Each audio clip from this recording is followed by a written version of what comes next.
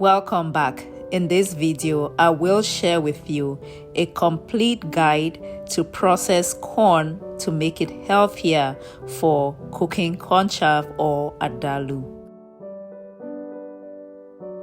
The reason why you should make your own corn for making cornchaff or adalu is because when you do it yourself, it tastes a whole lot better. You can control the quality by controlling the quality of the ingredients that you buy. Plus, you save yourself a whole lot of money. Hello everybody. Welcome back to my channel. YAJE here. And in today's video, I'm going to be showing you how to make cornchaff corn. Is the corn that we use to prepare cornchaff, a Cameroonian delicacy. I'm going to share more about this delicacy and more about the process as we go.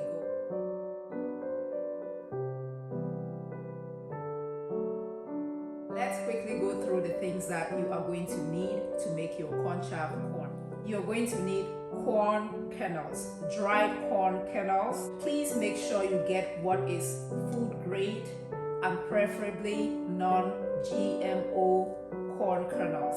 I did get mine from Amazon, and if you want, you can check the description box for the link. The other thing that you're gonna need is this food grade calcium hydroxide. Again, I got this from Amazon, and I'll put the link in the description box below. But this is what provides the alkaline solution.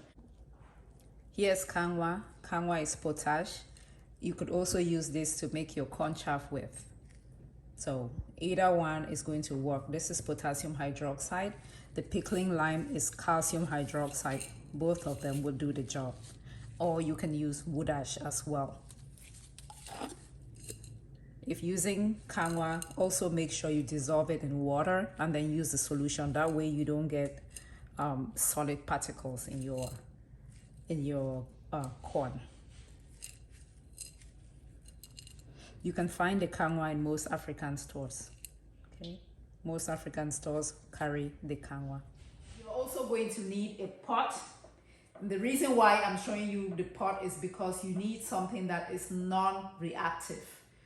The calcium hydroxide is a chemical, and if you use maybe a type of pot that can react with that calcium hydroxide, it can produce something that is not good for you. So something like stainless steel is a good idea. Okay, I'm gonna use a funnel to help me transfer this in here. I will put all of it. I'm not gonna use all of it, but I will transfer all of it in here.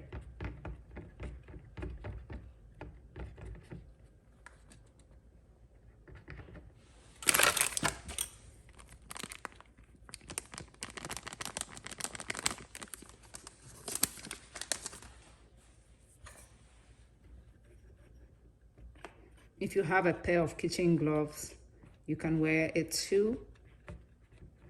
Remember, this is a chemical. Some people are sensitive, so I'm trying not to get it to touch my hands.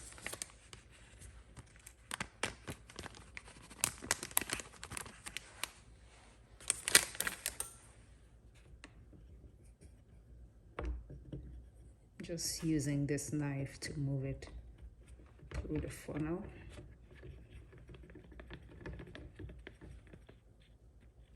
I'm sure I can do it without this funnel.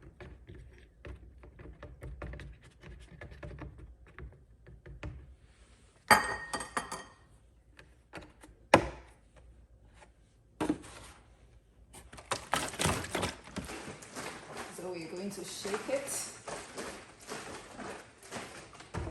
I'll add more water.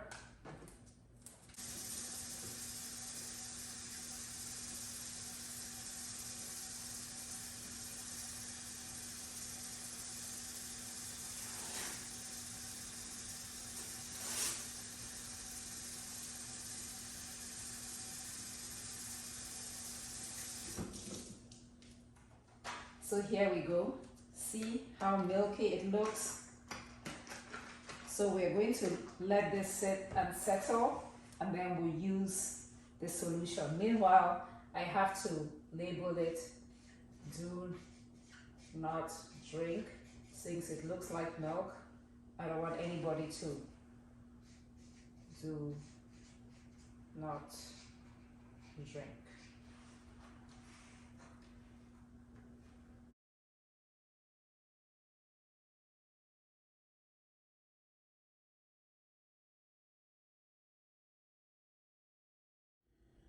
It's been about an hour, and as you can see, the solution has settled.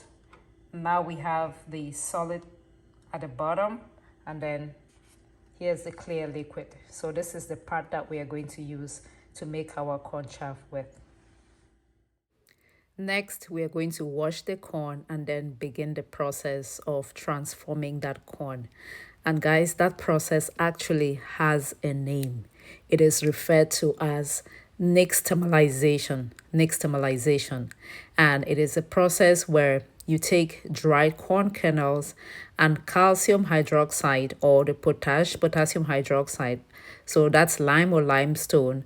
And then you boil the corn in that solution, the water or the lime solution, and soak it for at least 8 to 12 hours in that liquid. So I cooked the corn for about 30 to 45 minutes, I want to say. But what we are looking for is to easily peel the corn. So just rub it between your fingers, and if you can easily peel the corn, then it is ready. We don't want to cook it completely, but we want that outer skin to easily peel. I'm going to tell you more about this nixtamalization process, the benefits of doing this, because it has some very important benefits. Now, if the corn cannot easily peel, if you can't remove that outer skin easily, go ahead and add more of the lime solution, the solution that we prepared. Add more of it until you can easily peel it. So once you have achieved this, turn the heat off and then let the corn sit in that solution for at least 8 hours, maybe up to 12 hours or even overnight. It's been about 24 hours and we're ready to proceed with our Cornchaff corn. What we're going to do now is try to wash out that calcium hydroxide, the lime, the pickling lime that we used out of the corn. And we're going to wash the corn many times, 4 to 5 times, just to get some of the chemicals out. And then I will show you an easy way to peel the corn, which is the next step. So this is how our corn is looking like 24 hours later. So what I will do now is just add water in here and then wash out the chemical. All right, while we wash the corn, let's use this opportunity to talk about the benefits of processing corn in this way. That is the benefits of the nixtamalization process. It does alter the smell of the corn, the flavor, and the color as well. But it also has several nutritional benefits.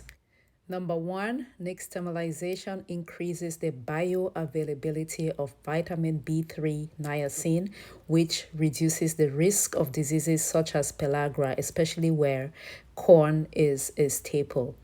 When you are nixtamalizing corn and using that calcium hydroxide, calcium gets absorbed into the corn, so there's an increase of calcium intake.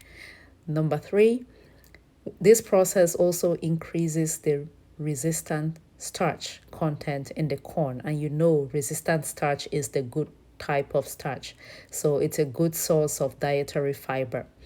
Number four, it significantly reduces the presence of mycotoxins such as aflatoxins in the corn. So because we remove the outer skin of the corn, it reduces contamination from toxins such as aflatoxins.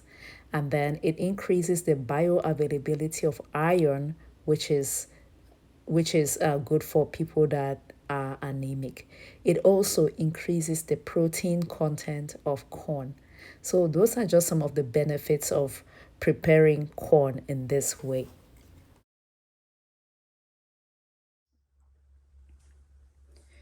The next step is to peel the corn. So what you could do is just try to do this and peel the corn like that. Some people use this same colander and then just rub it to try to get the skin of the corn out. But I'm going to show you the easiest way. Ta-da! We're going to use a blender, okay? Don't scream, I'll show you how.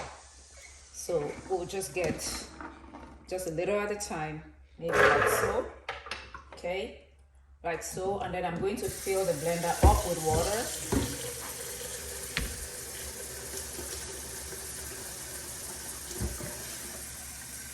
So we're gonna put a lot of water in the blender.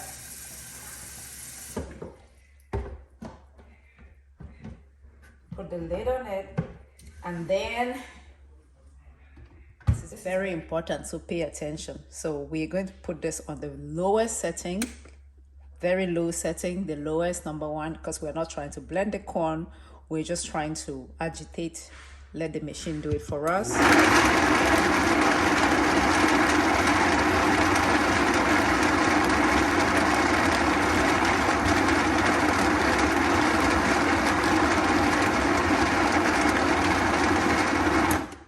Maybe about 30 seconds. And see, it does the peeling for you. Look at that. See that? Yeah. So it does the peeling for you. Look. Easy. Okay, so I'll go ahead and do the rest. Here's what we have. As you can see, the machine, the blender did the job for us. This is a seriously time-saving hack. I hope I earned some thumbs up for this one. If you're watching and you've not given me a thumbs up yet, it doesn't cost you anything. Go ahead and give me a thumbs up. Let me know if you'll be trying this method. And if you have not yet subscribed to the channel, be sure to do so. So what I will do now is just go ahead and rub it like this to release the skin. The machine started the job for us.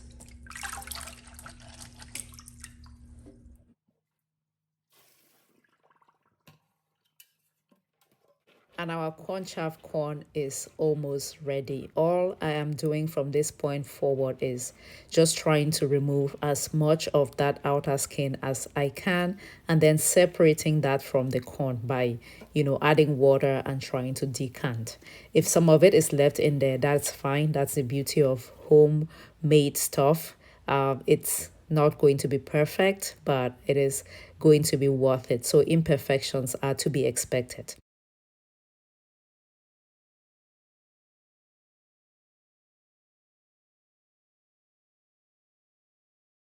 If you don't know what cornchaff is, let me explain. It is a popular dish in Cameroon, and I have a recipe on this channel of the complete cornchaff meal. I'm going to put a link in the description box. You can check it out. But it is a one-pot dish made with this corn right here and beans, and usually with onions, tomatoes, some spices, and palm oil. It is so yummy. It is a Cameroonian favorite. I hope you can try making this corn, and then you can make cornchaff as well, and then come back and let me know. So yeah, that's what I wanted to share with you today. It appears like it's a long process. Yes, it is. Most African cuisine is not quick, it is not fast, but it is very much worth it, which is why I recommend you make a big batch of it and then put them in freezer safe bags. If you are able to, you can vacuum seal and then save in the freezer. It's going to last you a very long time. Yeah, it does take time to make, I'm not going to lie, but when you have the opportunity, make it at once and then save it in the freezer. And every time you need to cook cornchaff, you just take it out of there and then make your cornchaff. Again, I'm going to put a link to where I got the corn from. If you are in the USA, you can go on Amazon and purchase food grade corn kernels. They do have some there. I'm going to send you a link of what I buy, and if you want, you can check it out. Thank you so much for watching. I really do hope this video was useful. Please do not go without giving the video a thumbs up And if you have not yet subscribed to this channel, go ahead and do so. I do share simple recipes, maybe DIYs such as this one. I'm from Cameroon, so I will share African recipes. I will talk about wellness. I will talk about gardening. Thank you all for your support, and until next time, bye-bye.